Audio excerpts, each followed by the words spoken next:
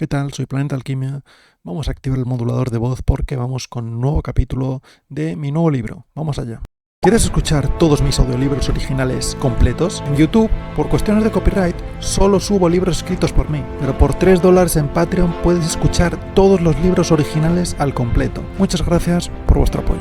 La mañana siguiente, Bilbo despertó con el sol temprano en los ojos. Se levantó de un salto para mirar la hora y poner la marmita al fuego, y descubrió que no estaba en casa de ningún modo. Así que se sentó, deseando en vano un baño y un cepillo. No los consiguió, ni té, ni tostadas, ni panceta para el desayuno, solo cordero frío y conejo. Y enseguida tuvo que prepararse para la inminente partida. Este montó en el lomo de un águila y se sostuvo entre las alas. El aire golpeaba y Bilbo cerraba los ojos. Los enanos gritaban despidiéndose y prometiendo devolver el favor al señor de las águilas, mientras 15 grandes aves partían de la ladera de la montaña. El sol estaba todavía cerca de los lindes orientales. La mañana era fría y había nieblas en los valles y hondonadas, y sobre los picos y crestes de las colinas. Bilbo abrió un ojo y vio que las aves estaban ya muy arriba y el mundo muy lejos, y que las montañas se empequeñecían atrás. Cerró otra vez los ojos y se aferró con más fuerza. No pellizques. No tienes por qué asustarte como un conejo. Aunque te parezcas bastante a uno, hace una bonita mañana y el viento sopla apenas. ¿Hay acaso algo más agradable que volar?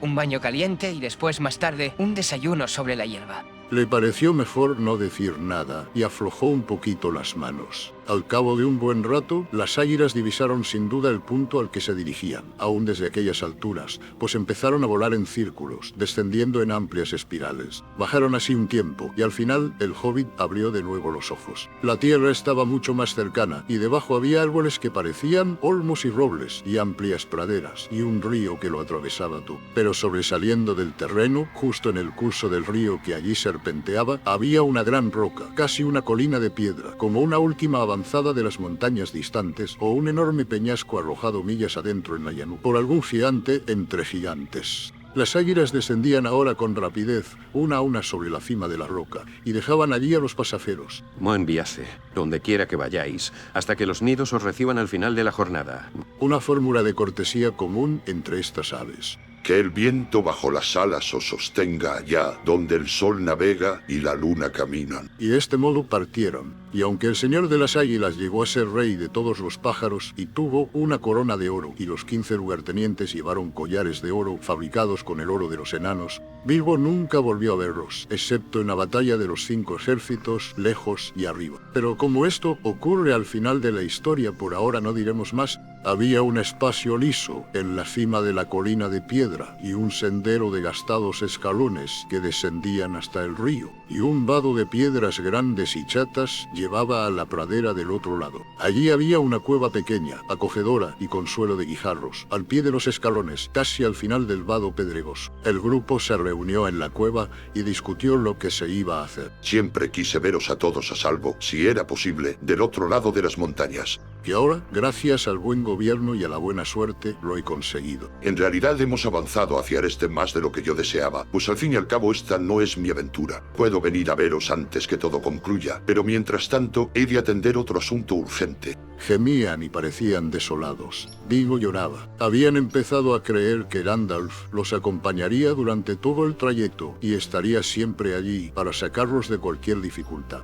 No desapareceré en este mismo instante. Puedo daros un día o dos más. Quizá llegue a echaros una mano en este apuro, y yo también necesito una pequeña ayuda. No tenemos comida, ni equipaje, ni polis que montar, y no sabéis dónde estáis ahora. Estáis todavía a algunas millas al norte del sendero que tendríamos que haber tomado si no hubiésemos cruzado la montaña con tanta prisa. Muy poca gente vive en estos parajes, a menos que hayan venido desde la última vez que estuve aquí abajo, hace ya varios años. Pero conozco a alguien que vive no muy lejos. Ese alguien talló los escalones en la gran roca. La carroca creo que la llama.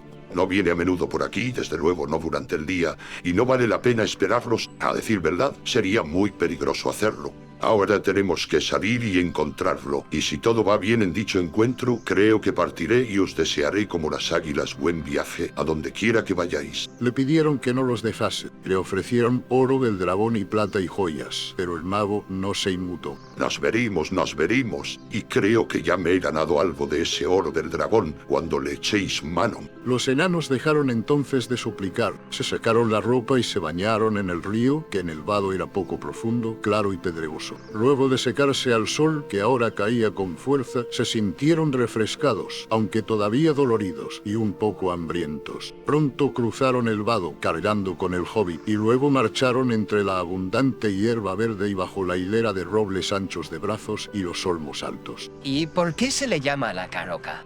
La llamó la carroca, porque carroca es la palabra para ella. Llama carrocas a cosas así. Y esta es la carroca, pues es la única cerca de su casa y la conoce bien. ¿Quién la llama? ¿Quién la conoce? Ese alguien de quien hablé, una gran persona. Tenéis que ser todos muy corteses cuando os presente. Os presentaré muy poco a poco, de dos en dos, creo, y cuidaréis de no molestarlo, o solo los cielos saben lo que ocurriría. Cuando se enfada puede resultar desagradable, aunque es muy amable si está de buen humor. Sin embargo, os advierto que se enfada con bastante facilidad. Todos los enanos se juntaron alrededor cuando oyeron que el mago hablaba así con Bilbo. ¿Es a él a quien nos llevas ahora? ¿No podrías encontrar a alguien de mejor carácter? ¿No sería mejor que lo explicases un poco más? Sí, por supuesto, no podría, y lo he explicado muy bien. Respondió el mago, enojado. Si necesitáis saber algo más, se llama Beorn. Es muy fuerte y un cambiapieles además. ¿Qué? ¿Un peletero? ¿Un hombre que llama a los conejos roedores cuando no puede hacer pasar las pieles de conejo por pieles de ardilla?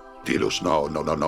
No seas estúpido, señor Bolsón. Si puedes evitarlo, y en nombre de toda maravilla, haz el favor de no mencionar la palabra peletero mientras te encuentras en un área de 100 millas a la redonda de su casa. Ni alfombra, ni capa, ni estola, ni mantito, ni cualquier otra palabra tan funesta. Él es un cambiapieles. Cambia de piel. Unas veces es un enorme oso negro. Otras un hombre vigoroso y corpulento de pelo oscuro, con grandes brazos y luenga barba. No puedo deciros mucho más, aunque eso tendría que bastaros. Algunos dicen que es un oso descendiente de los grandes y antiguos osos de las montañas, que vivían allí antes que llegasen los gigantes. Otros dicen que desciende de los primeros hombres que vivieron, antes que Smaug o los otros dragones dominasen esta parte del mundo, y antes que los trasgos del norte viniesen a las colinas. No puedo asegurarlo, pero creo que la última versión es la verdadera. A él no le gustan los interrogatorios. De todos modos, no está bajo ningún encantamiento que no sea el propio. Vive en un robledal y tiene una gran casa de madera. Y como hombre cría ganado y caballos casi tan maravillosos como él mismo. Trabajan para él y le hablan. No se los come, no caza ni come animales salvajes. Cría también colmenas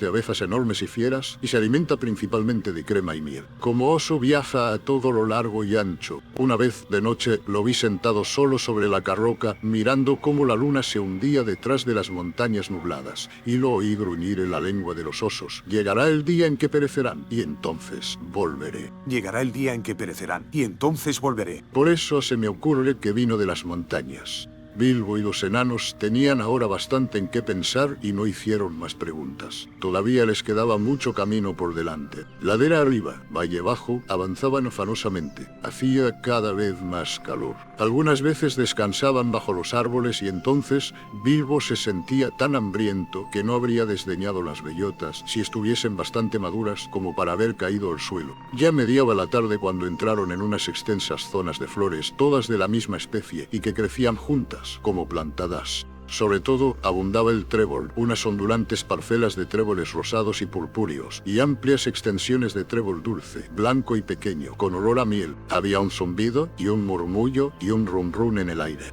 Las abejas andaban atareadas de un lado para otro. Y vaya abejas. Bilbo nunca había visto nada parecido. Si una llegase a picarme, me hincharía hasta el doble de mi tamaño. Eran más corpulentas que avispones. Los sándanos, bastante más grandes que vuestros pulgares, llevaban bandas amarillas que brillaban como oro ardiente en el negro intenso de los cuerpos. Nos acercamos. Estamos en los lindes de los campos de abejas. Al cabo de un rato llegaron a un terreno poblado de robles, altos y muy viejos, y luego a un crecido seto de espinos, que no dejaba ver nada, ni era posible atravesar. Es mejor que esperéis aquí el mago a los enanos, y cuando grite o silbe, seguidme, pues ya veréis el camino que tomo, pero venid solo en parejas. Tenedlo en cuenta, unos 5 minutos entre cada pareja. Bombur es más grueso y valdrá por 2. Mejor que venga solo y último. Vamos, señor Bolsón, hay una cancela por aquí cerca en alguna parte. Y con eso se fue caminando a lo largo del seto, llevando consigo al hobbit aterrorizado. Pronto llegaron a una cancela de madera, alta y ancha, y desde allí, a lo lejos, podían ver jardines y edificios de madera, algunos con techo de paja y paredes de leños informes, graneros, establos y una casa grande y de techo bajo. Todo de madera. Dentro, al fondo del gran seto, había hileras e hileras de colmenas con cubiertas acampanadas de paja. El ruido de las abejas gigantes que volaban de un lado a otro y pululaban dentro y fuera colmaba el aire. El mago y el hobbit empujaron la cancela pesada y crujiente y descendieron por un sendero ancho hacia la casa. Algunos caballos muy lustrosos y bien almozados trotaban pradera arriba y los observaban con expresión inteligente. Después fueron al galope hacia los edificios. Han ido a comunicarle la llegada de forasteros. Pronto entraron en un patio, 3 de cuyas paredes estaban formadas por la casa de madera y las 2 largas salas. En medio había un grueso tronco de roble, con muchas ramas desmochadas al lado. Cerca, de pie, los esperaba un hombre enorme de barba espesa y pelinegro, con brazos y piernas desnudas, de músculos abultados. Vestía una túnica de lana que le caía hasta las rodillas, y se apoyaba en una gran hacha. Los caballos pegaban los morros al hombro del gigante. Uf, aquí están. No parecen peligrosos. Podéis iros. Río, con una risa atronadora, bajó el hacha y se adelantó. ¿Quiénes sois y qué queréis? Malhumorado, de pie delante de ellos y encumbrándose por encima de Gandalf. En cuanto a Bilbo, bien podía haber trotado por entre las piernas del hombre sin necesitar agachar la cabeza para no rozar el borde de la túnica marrón. Soy Gandalf. Nunca he oído hablar de él. ¿Y qué es este pequeñazo? Dijo, y se inclinó y miró al hobbit, frunciendo las cejas negras y espesas. Este es el señor Bolsón, un hobbit de buena familia y reputación impecable. Bilbo hizo una reverencia. No tenía sombrero que quitarse y se sentía molesto pensando que le faltaban algunos botones. Yo soy un mago. He oído hablar de ti, aunque tú no de mí, pero quizá algo sepas de mi buen primo Radagast, que vive cerca de la frontera meridional del Bosque Negro. Sí, no es un mal hombre, tal como andan hoy los magos, creo. Solía verlo con bastante frecuencia. Bien, ahora sé quién eres. ¿O quién dices que eres? ¿Qué deseas? Para serte sincero, hemos perdido el equipaje y casi el camino, y necesitamos ayuda, o al menos consejo. Diría que hemos pasado un rato bastante malo con los trasgos allá en las montañas. ¿Trasgos? Ajá, ¿así que habéis tenido problemas con ellos? ¿Para qué os acercasteis a esos trasgos? No pretendíamos hacerlo. Nos sorprendieron de noche en un paso por el que teníamos que cruzar. Estábamos saliendo de los territorios del oeste, y llegando aquí es una larga historia. Entonces será mejor que entréis y me contéis algo de eso, si no os lleva todo el día. Dijo el hombre, volviéndose hacia una puerta oscura que daba al patio y al interior de la casa.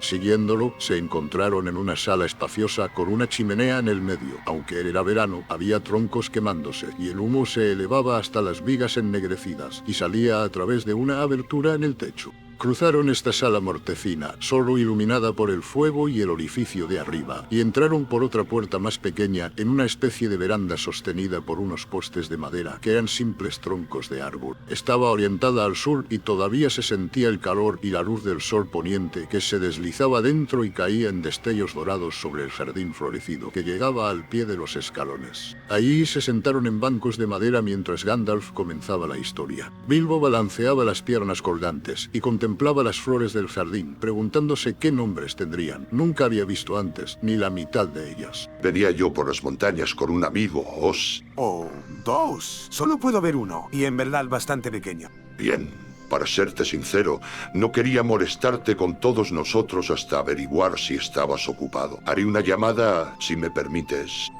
Ya.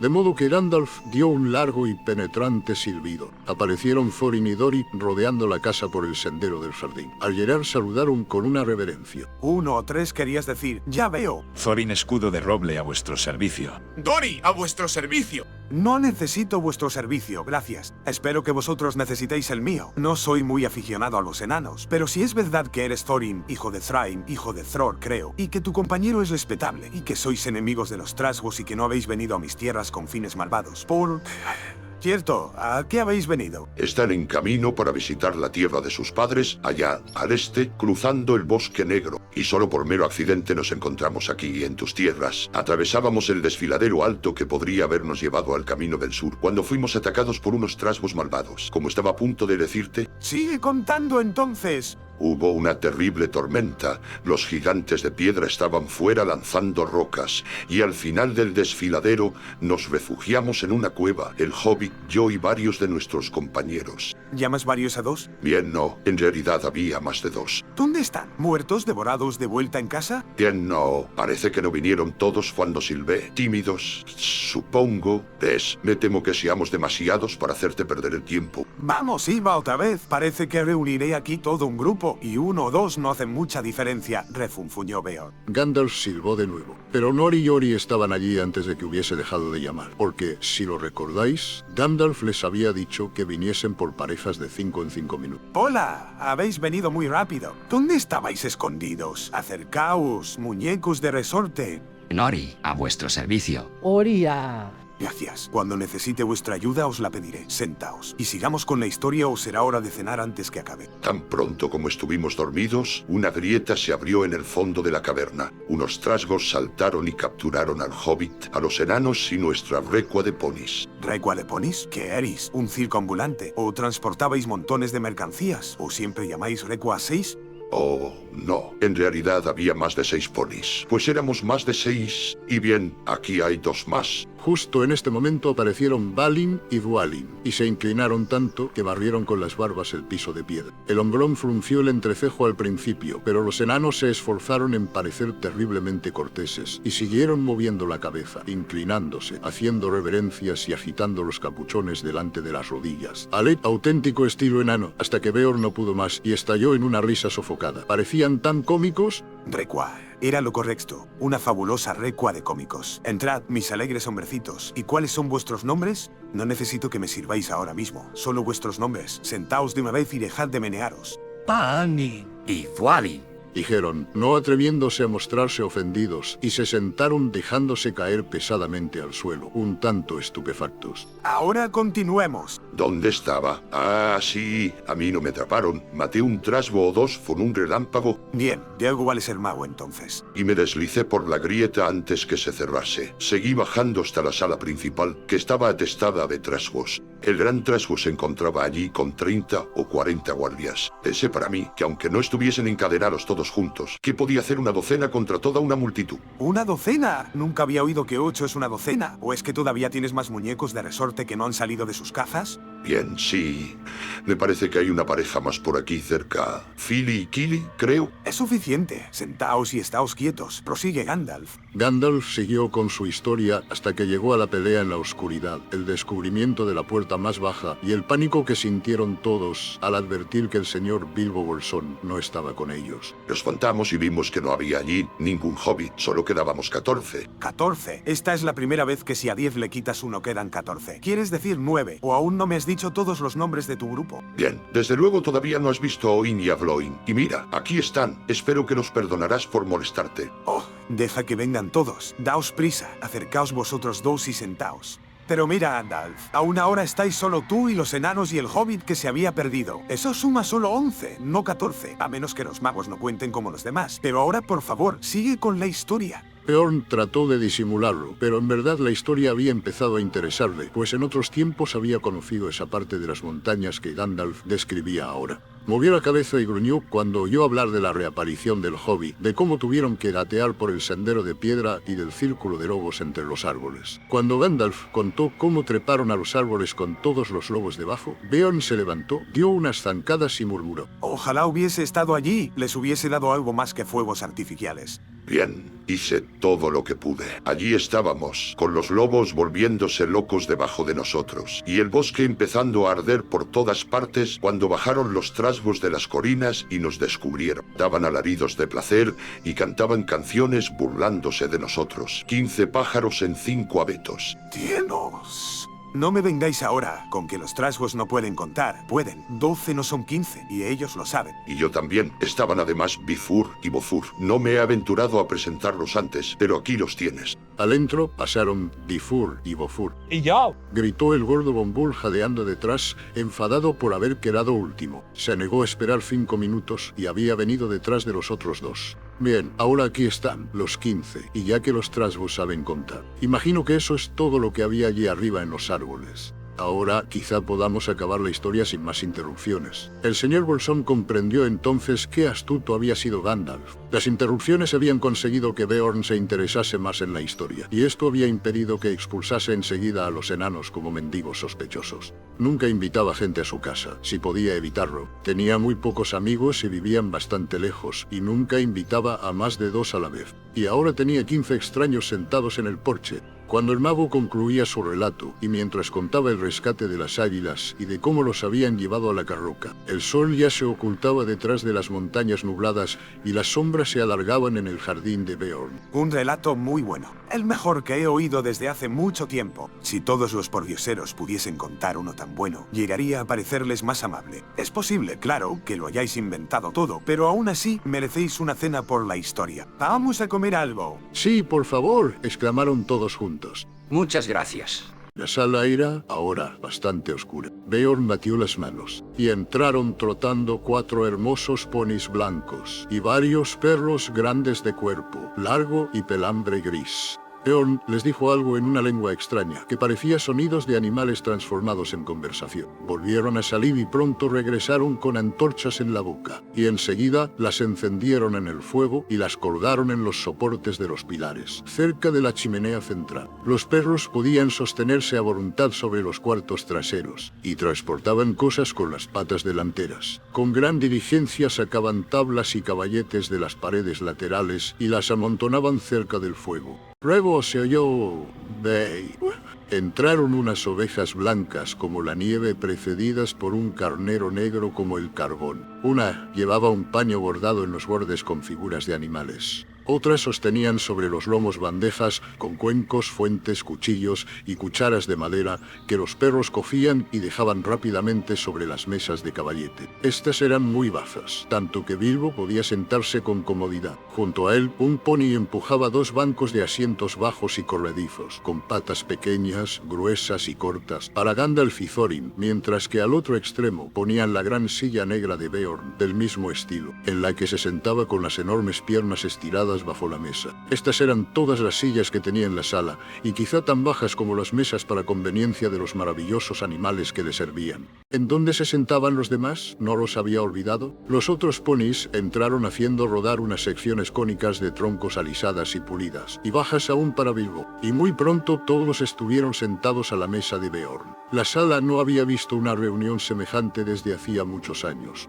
Allí merendaron o cenaron como no lo habían hecho desde que dejaron la última morada en el oeste y dijeron adiós a Elrond. La luz de las antorchas y el fuego titilaban alrededor, y sobre la mesa había 2 velas altas de cera roja de abeja. Todo el tiempo mientras comían, Beorn, con una voz profunda y atronadora, contaba historias de las tierras salvajes de aquel lado de la montaña. Y especialmente del oscuro y peligroso bosque que se extendía ante ellos de norte a sur a un día de cabalgata, cerrando su camino hacia el este. El terrible bosque denominado el Bosque Negro. Escuchaban y se mesaban las barbas, pues pronto tendrían que aventurarse en ese bosque, y después de las montañas el bosque era el peor de los peligros, antes de llegar a la fortaleza del dragón. Cuando la cena terminó, se pusieron a contar historias de su propia cosecha, pero Beorn parecía bastante amodorrado y no ponía mucha atención. Hablaban sobre todo de oro, plata y joyas, y de trabajos de orfebrería, y a Beorn no le interesaban esas cosas. No había nada ni de oro ni de plata en la sala, y pocos objetos, excepto los cuchillos, eran de metal.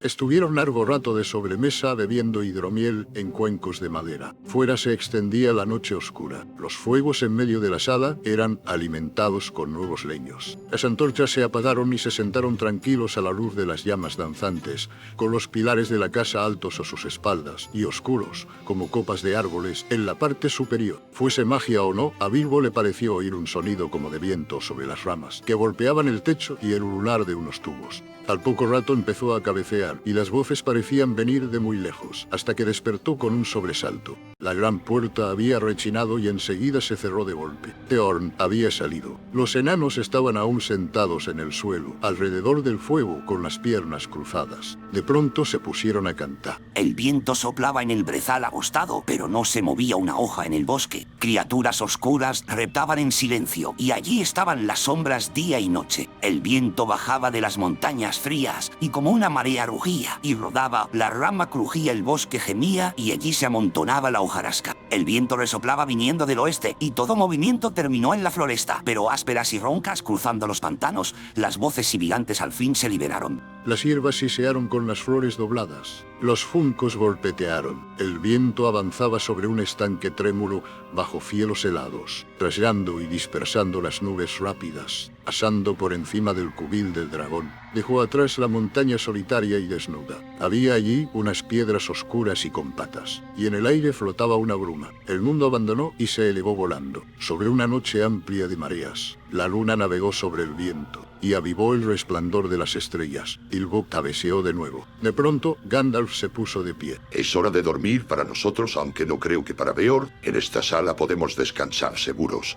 Pero os aconsejo que no olvidéis lo que Beorn dijo antes de irse. No os paséis por afuera hasta que el sol esté alto, pues sería peligroso. Bilbo descubrió que habían puesto unas camas a un lado de la sala, sobre una especie de plataforma entre los pilares y la pared exterior. Para él había un pequeño edredón de paja y unas mantas de lana. Se metió entre las mantas muy complacido, como si se tratara de un día de verano. El fuego ardía abajo cuando al fin se durmió. Sin embargo, despertó por la noche. El fuego era ahora solo unas pocas ascuas. Los enanos y Gandalf respiraban tranquilos, y parecía que dormían. La luna alta proyectaba en el suelo una luz blanquecina que entraba por el agujero del tejado. Se oyó un gruñido fuera y el ruido de un animal que se restregaba contra la puerta. Bilbo se preguntaba qué sería, y si podía ser Beorn en forma encantada, y si entraría como un oso para matarlos. Se hundió bajo las mantas y escondió la cabeza, y de nuevo se quedó dormido, aún a pesar de todos sus miedos.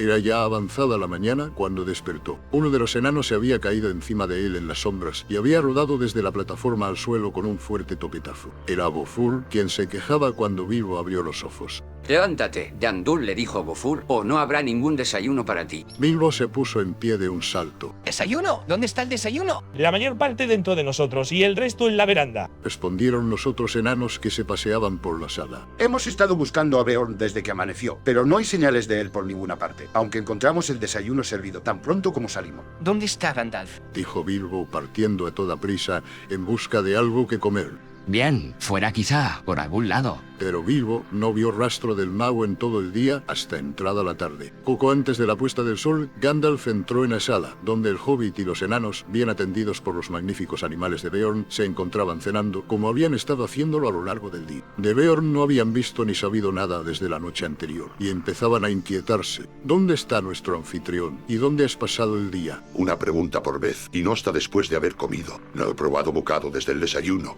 Al fin, Gandalf apartó el plato y la jarra. Se había comido 2 hogazas de pan enteras, con abundancia de mantequilla, miel y crema cuajada, y había bebido por lo menos 1/4 de galón de hidromiel, y sacó la pipa. Primero responderé a la segunda pregunta. Este es un sitio estupendo para echar anillos de humo. Y durante un buen rato no pudieron sacarle nada más, ocupado como estaba en lanzar anillos de humo, que desaparecían entre los pilares de la sala, cambiando las formas y los colores, y haciéndolos salir por el agujero del tejado. Desde fuera estos anillos tenían que parecer muy extraños, deslizándose en el aire uno tras otro, verdes, azules, rojos, plateados, amarillos, blancos, grandes, pequeños, los pequeños metiéndose entre los grandes y formando así figuras en forma de 8 y perdiéndose en la distancia como bandadas de pájaros. Estuve siguiendo Huellas de Oso. Una reunión regular de osos tiene que haberse celebrado ahí fuera durante la noche. Pronto me di cuenta de que las huellas no podían ser todas de Beorn. Había demasiadas y de diferentes tamaños. Me atrevería a decir que eran osos pequeños, osos grandes,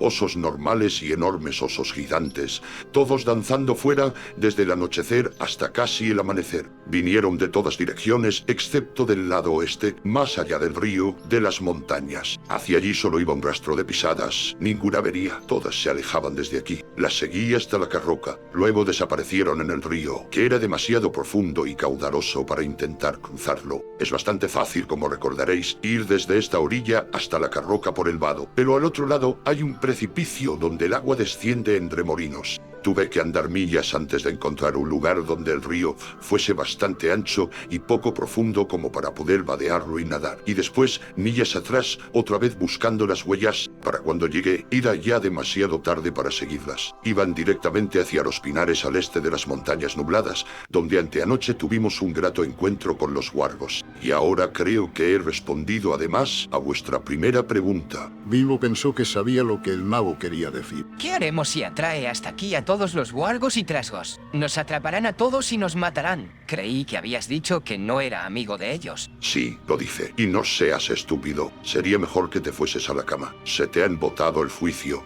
El hobbit se quedó bastante aplastado y como no parecía haber otra cosa que hacer, se fue realmente a la cama. Mientras los enanos seguían cantando, se durmió otra vez, devanándose todavía la cabecita a propósito de Beorn, hasta que soñó con cientos de osos negros que danzaban en círculos lentos y graves, fuera en el patio a la luz de la luna. Entonces despertó, cuando todo el mundo estaba dormido, y oyó los mismos rasguños, langueos, pisadas y gruñidos de antes. A la mañana siguiente, el propio Beorn los despertó a todos. Así que todavía seguís aquí. Alzó al hobbit y se rió. Por lo que veo, aún no te han devorado los wargos y los trasgos o los malvados osos. Y apretó el dedo contra el chaleco del señor Bolsón sin ninguna cortesía. El conejito se está poniendo otra vez de lo más relleno y saludable, con la ayuda de Pan y Mía. Frío entre dientes. Ven y toma algo más. Así que todos se fueron a desayunar. Beorn parecía cambiado y bien dispuesto, y en verdad estaba de muy buen humor, e hizo que todos se rieran con sus divertidas historias. No tuvieron que preguntarse por mucho tiempo dónde había estado o por qué era tan amable con ellos, pues él mismo lo explicó. Había ido al otro lado del río adentrándose en las montañas, de lo cual podéis deducir que podía trasladarse a gran velocidad, en forma de oso, desde luego.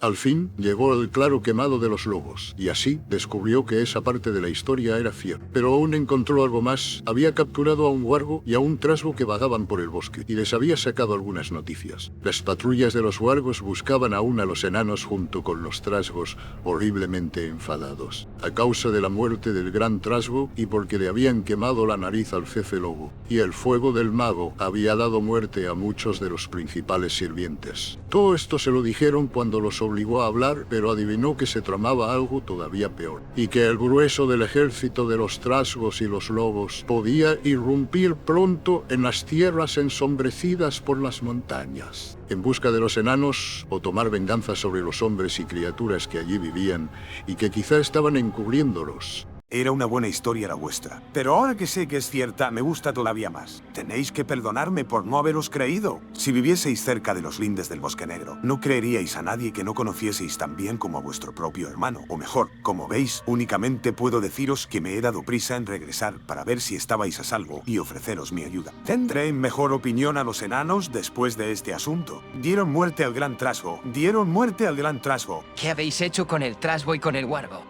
Venid y lo veréis. Y dieron la vuelta a la casa. Una cabeza de trasgo asomaba empalada detrás de la cancela, y un poco más allá se veía una piel de wargo clavada en un árbol. Beorn era un enemigo feroz, pero ahora era amigo de ellos, y Gandalf creyó conveniente contarle la historia completa y la razón del viaje, para obtener así toda la ayuda posible. Esto fue lo que Beorn les prometió. Les conseguiría ponis para cada uno y a Gandalf un caballo para el viaje hasta el bosque, y les daría comida suficiente para varias semanas si la administraban con cuidado. Y luego puso todo en paquetes fáciles de llevar, nueces, harina, tarros de frutos secos, herméticamente cerrados y potes de barro rojo llenos de miel, y bizcochos horneados 2 veces para que se conservasen bien mucho tiempo. Un poco de estos bizcochos bastaba para una larga jornada. La receta era uno de sus secretos, pero tenían miel, como casi todas las comidas de Beorn, y un sabor agradable, aunque dejaban la boca bastante seca. Dijo que no necesitarían llevar agua por aquel lado del bosque, pues había arroyos y manantiales a todo lo largo del camino. Pero el camino que cruza el Bosque Negro es oscuro, peligroso y arduo. No es fácil encontrar agua allá, ni comida. No es todavía tiempo de nueces, aunque en realidad quizá ya haya pasado cuando lleguéis al otro extremo. Y las nueces son lo único que se puede comer en esos sitios. Las cosas silvestres son allí oscuras, extrañas y salvajes. Os daré odres para el agua y algunos arcos y flechas. Pero no creo que haya nada en el bosque negro que sea bueno para comer o beber. Sé que hay un arroyo negro y caudaloso que cruza el sendero. No bebáis ni os bañéis en él, pues he oído decir que produce encantamientos, somnolencia y pérdida de la memoria. Y entre las tenebrosas sombras del lugar no me parece que podáis cazar algo que sea comestible o no comestible, sin extraviaros. Esto tenéis que evitarlo en cualquier circunstancia. No tengo otro consejo para vosotros. Más allá del linde del bosque no puedo ayudaros mucho. Tendréis que depender de la suerte, de vuestro valor y de la comida que os doy. He de pediros que en la cancela del bosque me mandéis de vuelta al caballo y los ponis. Pero os deseo que podáis marchar deprisa y mi casa estará abierta siempre para vosotros si alguna vez volvéis por este camino. Le dieron las gracias, por supuesto, con muchas reverencias y movimientos de los capuchones, y con muchos. A vuestro servicio, oh amo de los amplios salones de madera. Pero las graves palabras de Beorn los habían desanimado, y todos sintieron que la aventura era mucho más peligrosa de lo que habían pensado antes, ya que de cualquier modo, aunque pasasen todos los peligros del camino, el dragón estaría esperando al final. Toda la mañana estuvieron ocupados con los preparativos. Poco antes del mediodía comieron con Beorn por última vez, y después del almuerzo montaron en los caballos que él les prestó, y despidiéndose una y mil veces, cabalgaron a buen trote dejando atrás la cancela. Tan pronto como se alejaron de los setos altos, al este de las tierras cercadas, se encaminaron al norte y luego al noroeste. Siguiendo el consejo de Beorn, no marcharon hacia el camino principal del bosque, al sur de aquellas tierras. Si hubiesen ido por el desfiladero, una senda los habría llevado hasta un arroyo que bajaba de las montañas y se unía al río Grande, algunas millas al sur de la Carroca. En ese lugar había un vado profundo que podrían haber cruzado, si hubiesen tenido los ponis. Y más allá otra senda llevaba a los bordes del bosque y a la entrada del antiguo camino de la floresta. Pero Beorn les había advertido que aquel camino era ahora frecuentado por los trasgos, mientras que el verdadero camino del bosque, según había oído decir, estaba cubierto de maleza y abandonado por el extremo oriental, y llevaba además a pantanos impenetrables, donde los senderos se habían perdido hacía mucho tiempo. El paso por el este siempre había quedado demasiado al sur de la montaña solitaria, y desde allí, cuando alcanzaran al otro lado, les hubiera esperado aún una marcha larga y dificultosa hacia el norte. Al norte de la Carroca, los lindes del bosque negro estaban más cerca de las orillas del río Grande, y aunque las montañas se alzaban también no muy lejos, Beorn les aconsejó que tomaran este camino, pues a unos pocos días de cabalgata al norte de la Carroca había un sendero poco conocido que atravesaba el bosque negro y llevaba casi directamente a la montaña solitaria. Los trasgos no se atreverán a cruzar el río Grande en unas 100 millas al norte de la Carroca, ni tampoco acercarse a mi casa, está bien protegida por las noches. Pero yo cabalgaría deprisa, porque si ellos emprenden esa aventura, pronto cruzarán el río por el sur y recorrerán todo el linde del bosque con el fin de cortaros el paso, y los wargos corren más que los ponis. En verdad estaríais a salvo yendo hacia el norte, aunque parezca que así volvéis a las fortalezas, pues eso sería lo que ellos menos esperarían, y tendrían que cabalgar mucho más para alcanzaros. Partid ahora tan rápido como podáis. Eso era por lo que cabalgaban en silencio, galopando por donde el terreno estaba cubierto de hierba y era llano, con las tenebrosas montañas a la izquierda, y a lo lejos la línea del río con árboles cada vez más próximos. El sol acababa de girar hacia el oeste cuando partieron, y hasta el atardecer cayó en rayos dorados sobre la tierra de alrededor. Era difícil pensar que unos trasgos los perseguían, y cuando hubo muchas millas entre ellos y la casa de Beorn, se pusieron a charlar y a cantar otra vez, y así olvidaron el oscuro sendero del bosque que tenían delante ya. Pero al atardecer, cuando cayeron las sombras y los picos de las montañas resplandecieron a la luz del sol poniente, acamparon y montaron guardia, y la mayoría durmió inquieta, con sueños en los que se oían aullidos de lobos que cazaban y alaridos de trasgos. Con todo, la mañana siguiente amaneció otra vez clara y hermosa. Había una neblina blanca y otoñal sobre el suelo, y el aire era helado, pero pronto el sol rojizo se levantó por el este y las neblinas desaparecieron. Y cuando las sombras eran todavía largas, reemprendieron la marcha.